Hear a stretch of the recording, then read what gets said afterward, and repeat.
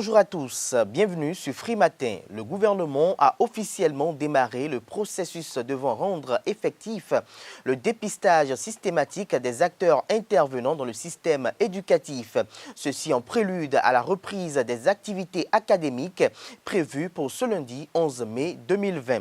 Les confrères en parlent abondamment ce matin, outre le relais des messages des partis politiques dans le cadre de la campagne électorale pour les élections municipales et communales du 17 mai prochain. Le président Patrice Talon, suite aux dénonciations de Dame Angela Kpeidja sur les réseaux sociaux, le chef de l'État a tenu une séance de travail hier après-midi avec les responsables de l'ORTB en présence de certains ministres, dont celui de la communication et l'intéressée elle-même. Les confrères rendent compte de la séance à la une de leur parution du jour, des précisions dans un instant à travers la présentation de quelques-unes de journaux parus ce matin sur l'ensemble du territoire national. Dans le bulletin matinal d'information, outre le compte rendu de la séance de travail qui a eu lieu hier au Palais de la Marina, à suivre des précisions liées au dépistage systématique des acteurs intervenant dans le système éducatif. En page inter, malgré un bilan qui s'alourdit aux États-Unis avec plus de 70 000 décès liés au Covid-19, l'équipe dédiée à la Maison-Blanche a coordonné la réponse nationale à la crise sanitaire liée au coronavirus va être dissoute. Les raisons dans le bulletin matinal d'information. Dans le débat, Carles Kitomé et Claude Alpha apprécieront les mesures prises par le gouvernement pour l'organisation efficiente du dépistage systématique des acteurs intervenant dans le système éducatif béninois. Voilà pour les grandes lignes de cette émission matinale, le décor planté. On se retrouve dans un court instant pour la une des journaux. Bonjour à nouveau, chers amis internautes. Nous démarrons ce matin, comme il est de coutume, par la manchette de l'informateur qui a titré ce matin: en attendant la reprise prochaine des cours, le gouvernement prend des dispositions. Dépistage systématique du personnel éducatif, du public comme du privé. Des précisions à la page 3 de la parution de ce matin de l'informateur. Toujours à la une de l'informateur de ce matin, pour la gestion efficiente de nos communes, l'Union démocratique pour un Bénin nouveau UDBN propose la thérapie appropriée. Des précisions à la page 4 de la parution de ce matin du Canard. Nous restons à la une de l'informateur de ce matin, prise en compte de la presse écrite dans la campagne électorale. Le CNPA remercie très sincèrement le président de la République, Patrice Talon. Affaire dénonciation à l'ORTB, Patrice Talon prodigue des conseils aux responsables de l'office. Il apporte son soutien à Angela Kpeidja. Des précisions dans les colonnes de la parution de ce matin de l'informateur. L'oreille droite à la une de l'informateur vous invite à découvrir dans les colonnes de sa parution de ce matin le journal École des étudiants en journalisme à l'École supérieure d'administration, d'économie, de journalisme et des métiers de l'audiovisuel ESAE. Le potentiel en manchette ce matin, opération de dépistage de masse pour contrer la Covid-19. Le test systématique des acteurs de l'éducation démarre ce jour. Des précisions aux pages 5 et 10 de la parution de ce matin du quotidien Le Potentiel, qui publie aux pages 8 et 11 de sa parution de ce matin les messages des partis politiques. Union démocratique pour un Bénin nouveau UDBN, Parti du renouveau démocratique PRD, Force Cori pour un Bénin émergent FCBE, Union progressiste UP et Bloc républicain BR. Nous passons à présent au quotidien Nord-Sud quotidien qui titre à la une ce matin: supposé harcèlement sexuel en milieu professionnel. Patrice Talon se penche sur le phénomène. Des précisions dans les colonnes de la parution de ce matin du Canard. Bénin intelligent à présent.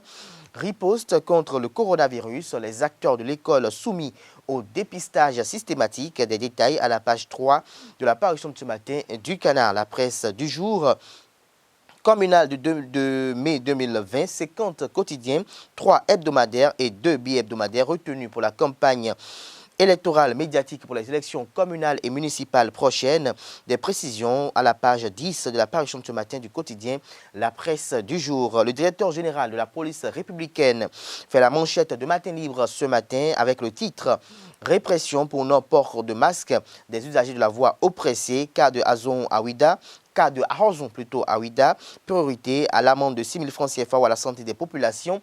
Des précisions à la page 2 de la parution de ce matin du quotidien Matin Libre. Nous restons à la une de Matin Libre de ce matin. Campagne médiatique, sélection des journaux, le CNPA Bénin, reconnaissant des précisions dans les colonnes de la parution de ce matin du quotidien. Nous passons à présent au quotidien Le Challenge face aux dénonciations de la consoeur Angela Kpeidja. Le président de la République s'en préoccupe et invite à la protection de la femme. Des détails à la page 3 de sa parution de ce matin. Nous restons à la une de Le Challenge de ce matin. Élections communales et municipales du 17 mai 2020. Message des partis politiques en lice, UDBN, PRD, FCBE, UPBR, aux pages 7 et 8 de la parution de ce matin du quotidien Le Challenge. L'actualité en manchette ce matin, gestion du partenariat SPA-ANAT, la preuve d'une bonne gouvernance à l'ANAT, la fermeture des vannes de distribution de fonds fait grincer les dents, des précisions à la page 2 de la parution de ce matin du quotidien L'actualité. Nous passons à présent au quotidien Le Matinal, affaire harcèlement sexuel à l'ORTB.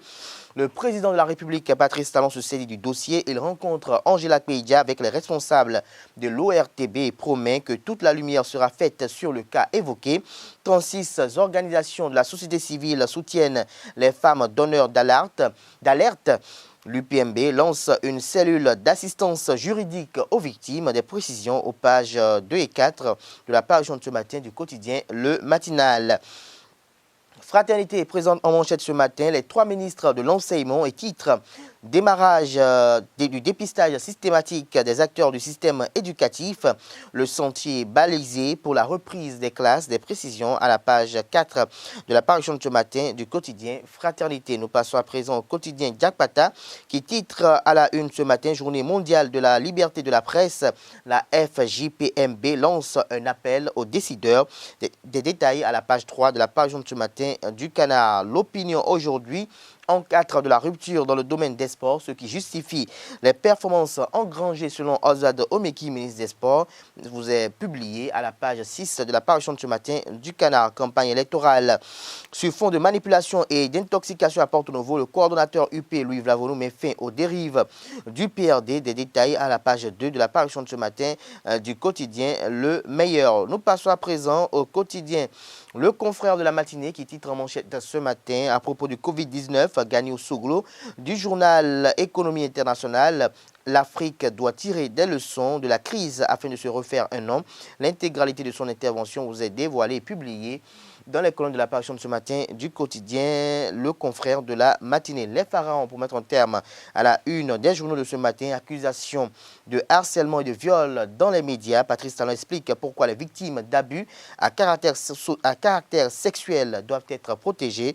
Des précisions dans les colonnes de la parution de ce matin de Les Pharaons qui affiche ce matin, comme vous pouvez l'apercevoir à la une de sa manchette de ce matin, les logos des partis politiques, les 5 en lice pour les élections communales de 2020. Parole aux candidats. Il s'agit bel et bien des candidats des partis politiques Union progressiste, Force Cori pour un Bénin émergent, Bloc républicain, Union démocratique pour un Bénin nouveau et Parti du renouveau démocratique PRD.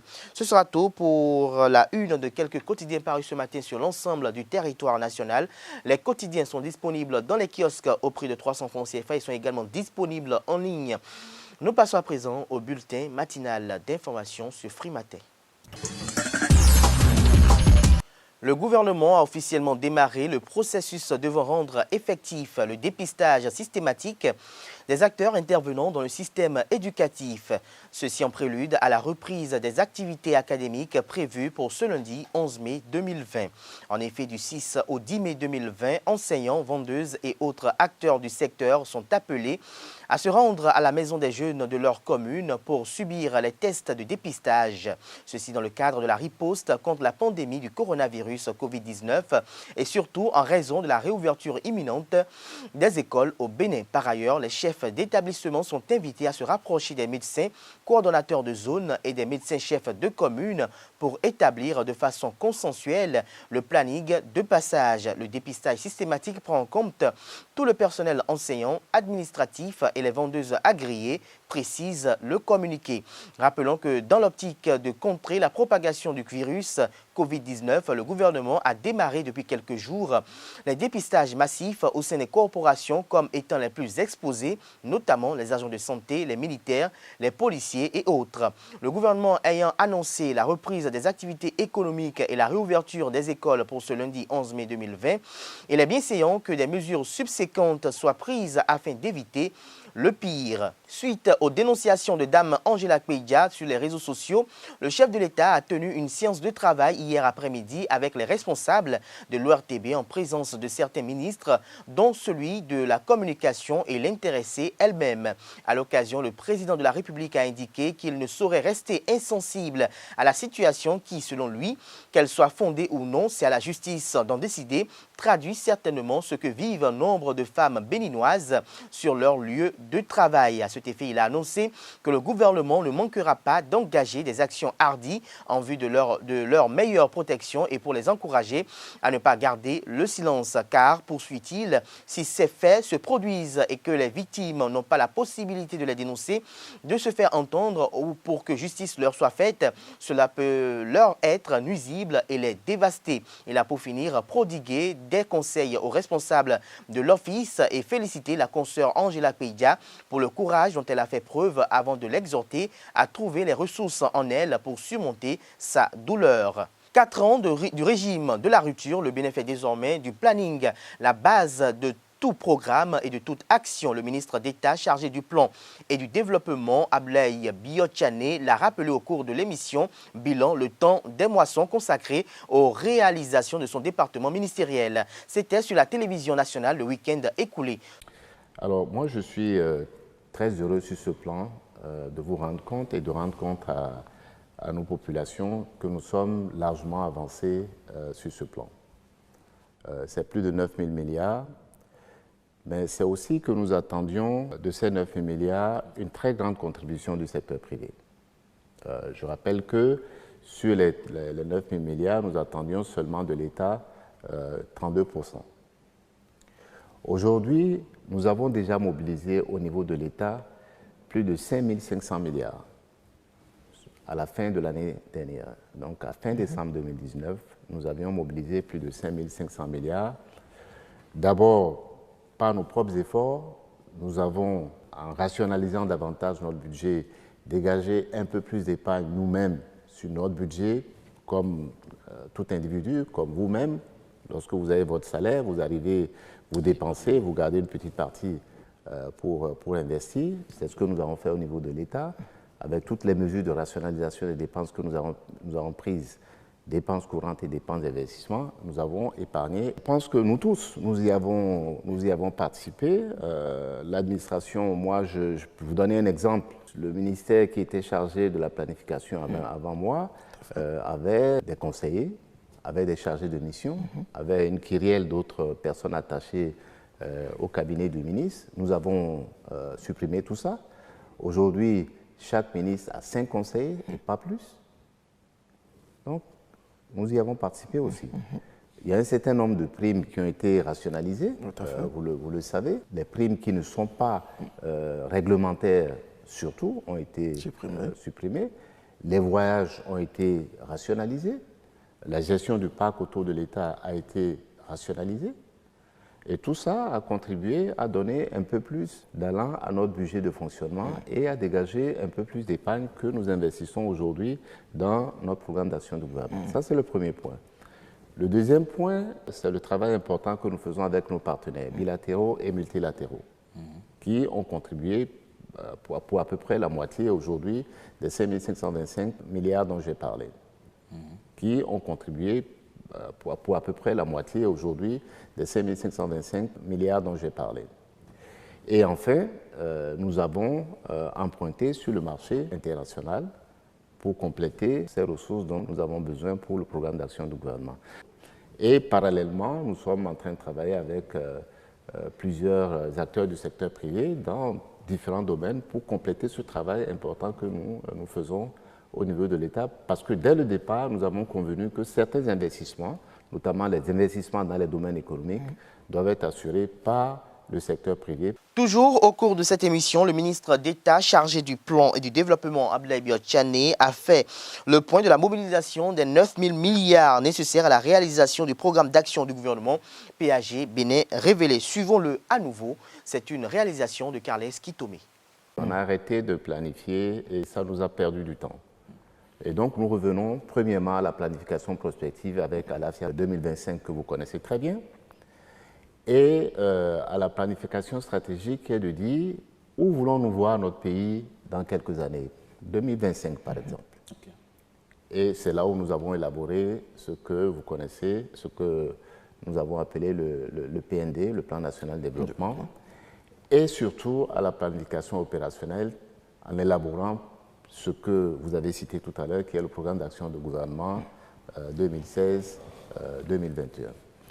Et là où c'est très important, c'est que vous pouvez, à partir de ce document-là, mesurer aujourd'hui où nous sommes et vous rendre compte que les résultats que nous avons, la moisson que nous récoltons aujourd'hui, ne vient pas d'un hasard.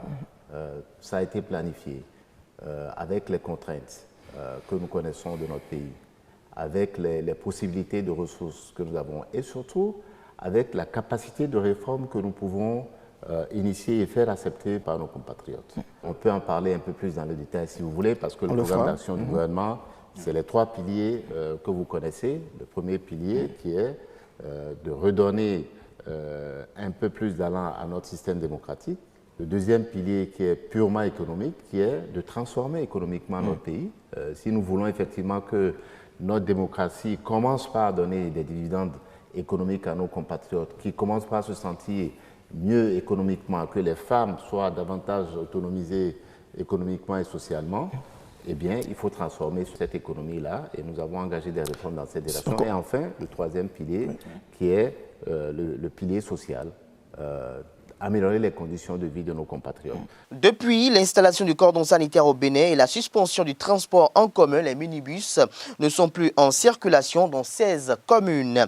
Cette situation est une aubaine pour les taxis motos. Nos reporters ont fait le constat aux environs du marché international de Dantokpa. Le reportage est signé Carles Kitomé et Jean-Didier Iseka. Plus d'embouteillages, plus d'injures, plus d'accrochages entre taximens et autres usagers de la route à Cotonou depuis le 30 mars 2020.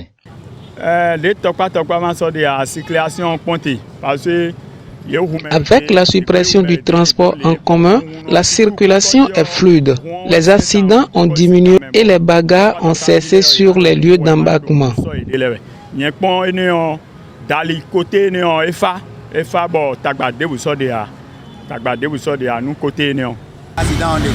Les conducteurs de minibus créent souvent du désordre sur les voies. Mais cette situation a mis fin à toutes ces choses. Les conducteurs de minibus créent souvent du désordre sur les voies. Mais cette situation a mis fin à toutes ces choses. Cette situation a réduit le risque d'accident. Habituellement, les conducteurs de minibus freinent de façon brutale. Même les sapeurs-pompiers sont moins occupés. Ce constat interpelle les acteurs du transport en commun, les autorités, en vue de prendre les mesures idoines afin de sécuriser les routes béninoises. Nous, conducteurs de taxi moto, sommes aussi des citoyens. Nous pouvons bénéficier de l'aide de l'État, mais c'est étonnant que les conducteurs de minibus et les responsables des bars et buvettes sont les seuls ciblés.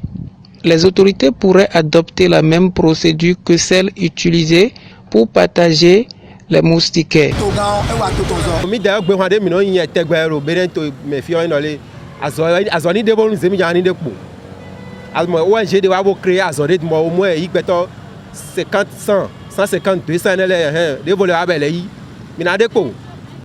Ce que nous avons l'habitude de dire, c'est qu'on trouve du travail à tout le monde pour réduire le nombre de conducteurs de taxi moto.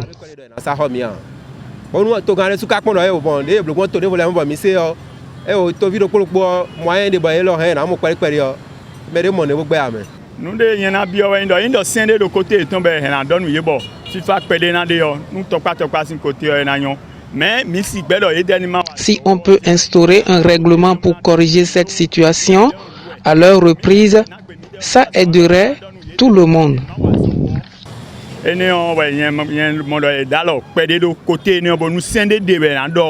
Surtout à planter ton les mais délinquant pagaille le taon bon c'est des débats dans côté ne boy na cession et La pause instaurée par le cordon sanitaire installé pour contrer le Covid-19 mérite des réflexions au sujet de la gestion du transport en commun à Cotonou.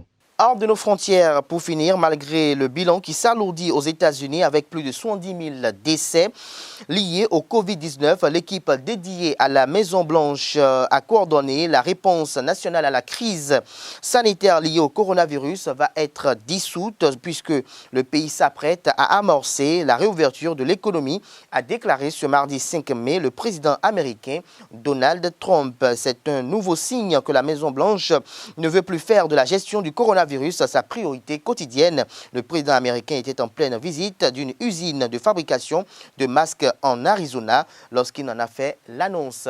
Ce sera tout pour ce bulletin matinal d'information. Merci de l'avoir suivi. Nous passons à présent au débat sur Free Matin. Le débat sur Free Matin, Kales Kitome, bonjour. Bonjour Abdelkader. Merci d'être là tous les matins sur ce plateau de Free Matin. Vous êtes face à Claude Alofa. Bonjour à vous. Bonjour. Claude Alofa, vous êtes également, en dehors du fait que vous êtes directeur de publication du quotidien béninois d'information générale et d'analyse d'informateurs, journaliste de profession, vous êtes également enseignant. Le gouvernement démarre dès ce jour le dépistage systématique des acteurs du système éducatif. Dites-nous quels sont les sentiments qui vous animent après réception de cette information. Encore une belle nouvelle avec le président Talon, c'est une habitude désormais et avec ce gouvernement, ce régime. Il avait été prévu que les enseignants soient, pas seulement les enseignants, tous les acteurs du système éducatif soient dépistés. Entre-temps, on a eu peur parce qu'on s'est dit comment cela se passerait et sur toute l'étendue du territoire national. C'est beaucoup de personnes. Et je crois nous pouvons parler de près de 100 000 personnes à dépister. On se demandait est-ce que ce serait possible, dans quelles limites ce serait possible. Eh bien, c'est fait. Je crois que dès ce matin déjà, nous sommes appelés à passer dans certains lieux prévus, plusieurs lieux prévus pour la circonstance. Et aujourd'hui, demain, après-demain, je crois jusqu'au 10, le 10 pour les retardataires. Et donc, j'espère seulement que tout le monde pourra être disponible parce que pendant ce temps, beaucoup ont pu se déplacer.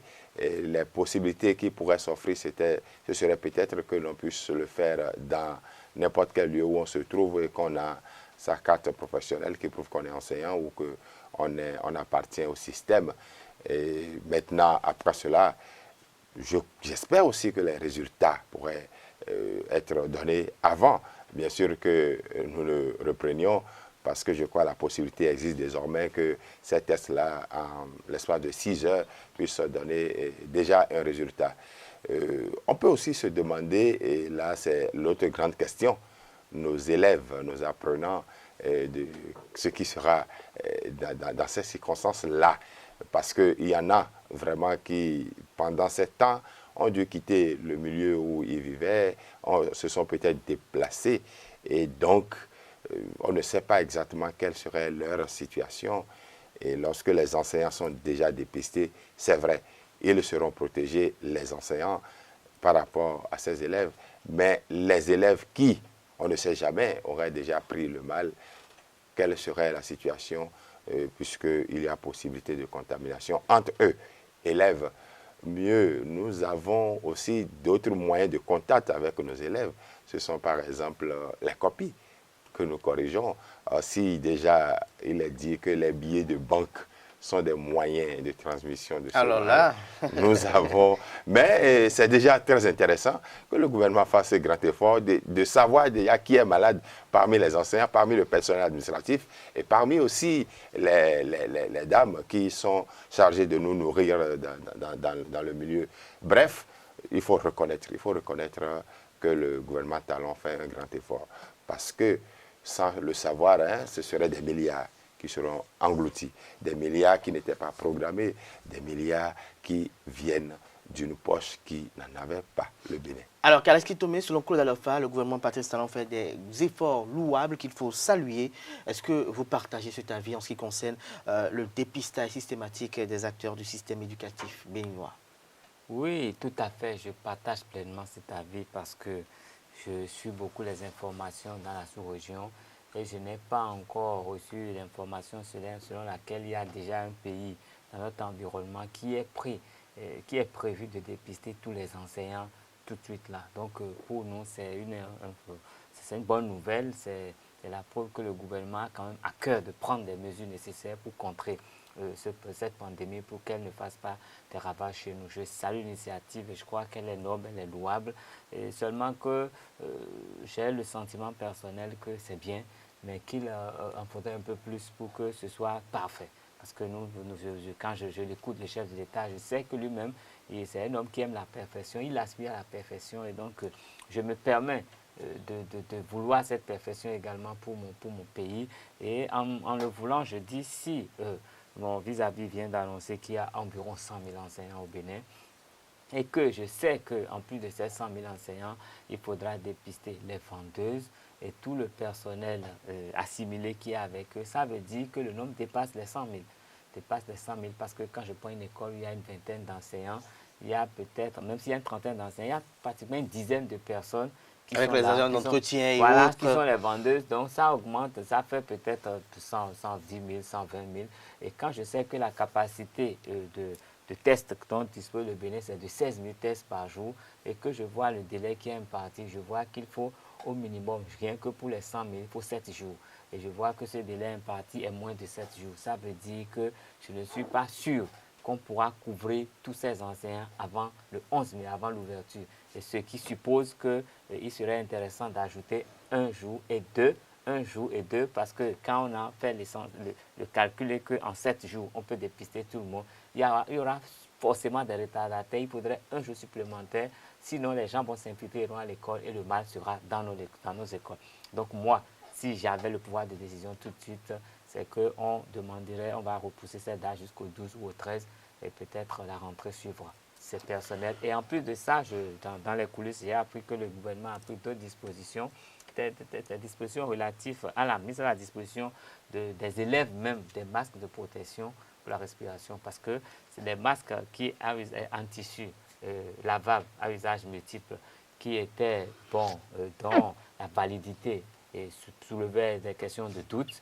Aujourd'hui, je crois que le gouvernement en a fait une commande massive à toutes ces personnes qui sont dans ce métier, qui sont reconnues et qui sont regroupées dans une certaine association. Je crois que les commandes sont énormes et quand je vois les commandes, je soupçonne que ce soit pour mettre ça à la disposition soit de nos apprenants et autres choses. Et donc, mais en même temps, je profite pour rebondir sur une question qu'a soulevée mon vis-à-vis et celle de la mise en danger des enseignants qui sont en contact avec les copies. Parce que quand ils vont corriger les copies, c'est peut-être aussi un mode de transmission de ce virus. Et pour s'en protéger, moi, je souhaiterais que chaque enseignant, quand il veut être en contact avec les copies, qu'il n'oublie jamais son masque et qu'il porte également son gant. Et avant de prendre les copies, qu'il se lave proprement les mains. Et après avoir fini, qu'il se lave également proprement les mains. Le respect systématique des gestes barrières. Je crois que ça évitera dans une grande proportion aux enseignants de contacter ce virus, de contracter ce virus à partir des copies de leurs apprenants. Alors Claude Alofa, dites-nous, on parle de coronavirus, le gouvernement a pris des mesures certes, mais dites-nous, est-ce que cela ne s'inscrit pas également dans la droite ligne de ce qu'il faut quand même que le coronavirus certes, mais comme le dit le président Emmanuel Macron, il faut apprendre à vivre avec le virus désormais. Oui, il faut apprendre à vivre avec le virus puisque nous n'avons pas encore de vaccin et ce n'est pas évident pour tout de suite, puisque nous avions déjà pris l'habitude de vivre avec beaucoup de maladies. Je crois qu'il faut apprendre à vivre avec le virus. Et donc, les gestes hygiéniques que le virus nous impose désormais sont de bons gestes. Alors, ça veut dire que si nous nous y habituons, nous aurons de très bonnes manières et nous allons certainement éviter beaucoup d'autres maladies à travers cela. Je voudrais profiter et dire que chacun de nous, à petits coups, a commencé déjà par s'habituer à de bonnes manières. De plus en plus ou de moins en moins, nous avons des personnes qui prennent le risque de se serrer les mains, c'est déjà quelque chose d'intéressant. Avant, au début de cette maladie, ce n'était pas très évident. Et nous espérons que entrer dans l'école désormais, les bonnes habitudes vont être prises par les acteurs, les élèves, les enfants et transportés aussi à la maison et donc les parents également. Je voudrais profiter pour dire que nous n'avons peut-être pas beaucoup de temps, mais l'autre possibilité serait que le gouvernement demande à ceux qui n'ont pas encore réussi à faire le test de dépistage et qui n'ont pas le résultat, qui n'aillent pas devant les élèves. Ça veut dire qu'on pourra reprendre les cours réellement le 11, mais peut-être pas tous les enseignants. Seuls ceux qui auraient été effectué le test de dépistage seraient donc autorisés à aller en classe. Le reste va donc continuer à faire le rang, espérer donc passer la méthode. Mais le plus important, c'est que la décision a été prise. Le plus important, c'est que le gouvernement a mis les moyens à la disposition. Il y aura forcément des failles. Cela devrait être corrigé parce qu'il faut reconnaître que c'est un mal qui a surpris tout le monde et ce n'est pas seulement le Bénin. Et le Bénin fait déjà beaucoup d'efforts vu le coût de la gestion du coronavirus. Alors, Kales Kitome, dites-nous, est-ce qu'on peut dire que le gouvernement est au pas, je dirais, du suivi mondial de cette pandémie de coronavirus, quand on constate que même les États-Unis également sont en train de vouloir reprendre le train de vie normal en observant les gestes barrières, puisqu'il y a quand même un traitement à la chloroquine pour ne pas que quand même on puisse, après le coronavirus, sortir carrément d'une période qui soit même pire que les années 70 ou 90? Moi, je dirais que le gouvernement béninois est même avant-gardiste, dans la mesure où, comme je l'ai dit tout à l'heure, je ne sais pas s'il y a déjà quelque part où on a pu dépister tous les enseignants. C'est vrai qu'un peu partout, on projette la reprise de l'activité économique, mais j'ai suivi beaucoup de choses. À moins que je me trompe, je n'ai pas encore dit que quelque part, c'est prévu qu'on dépiste tous les enseignants avant l'ouverture des écoles. Et maintenant, quand nous allons dépister les enseignants, avec les informations que nous avons, nous savons que il y a une période d'incubation entre griffes qui peut durer jusqu'à 14 jours. Ça veut dire que l'enseignant qui est dépisté le 10 mai peut jusqu'au 24 mai encore présenter des signes. Mais il était à la maison, on était à la maison depuis un mois et demi. Je dis, quand on fait le dépistage, ça veut dire que la personne peut porter le virus et être là pendant 14 jours. Donc, je ne sais pas ce qui est prévu en la matière, mais j'y pense. Les autorités sanitaires vont prendre les mesures. Mais mieux que cela, ce que je voudrais dire, je crois que c'est l'occasion d'être vraiment rigoureux avec ceux-là qui nous servent à manger, ceux qui vendent le prêt à manger. J'espère que c'est le moment de demander aux vendeurs de tout se protéger la tête avant de vendre à manger aux gens. De bien se tailler les ongles et de les avoir bien propres. Parce que observez les vendeurs de beaucoup de choses qui ont des ongles comme si c'était des sorcières ou si c'était des félins. Se brosser correctement les dents. Éviter de parler pendant qu'elles sont en train de faire la cuisine ou pendant qu'elles sont en train de nous servir. J'en connais de ces vendeuses qui passent tout le temps à bavarder. Elles ont tout ouvert tout le temps qu'elles sont en train de vous servir. C'est pour accueillir le client. Et nous savons que quand elle est ouverte, il y a toujours des bulles de salive qui viennent assaisonner le repas qu'il est en train de vous servir. Et également, il faudrait que les gens prennent la bonne habitude de bien balayer leur maison parce qu'il y a d'autres microbes qui peuvent venir demain. Parce que le coronavirus, on ne savait pas d'où il est arrivé. Il faut bien balayer les maisons, les mettre au propre, les coins. Et il faudrait que nous apprenions à bien laver nos habits aussi. Parce que, non, avec le coronavirus, je me rends compte que c'est une maladie il y a un peu la malpropreté aussi. Il faut chasser tout ça en même temps. L'hygiène alimentaire. Et il faut que nous apprenions à bien manger aussi. Contrôler notre alimentation. Manger ce qui est sain. Manger ce qui nous protège. Manger ce dont notre organisme a besoin. Manger ce qu'on a aussi. Non, ce qu'on a, mais sainement. On peut manger pas cher, mais vraiment équilibré et riche et bien pour la santé. Merci à vous, Kales Kitome. Merci pour vos suggestions. Je rappelle que vous êtes journaliste à la télévision. Vous étiez face à Claude Alofa. Merci à vous, Claude Alofa, directeur de publication de l'Informateur. Merci à vous, chers amis internautes, pour la fidélité constante à nos programmes sur Usaï Télévision et sur Referme Free Matin de ce matin. Merci pour l'attention. Excellente journée de travail à toutes et à tous. Et à demain pour notre numéro de Free Matin. Portez-vous bien.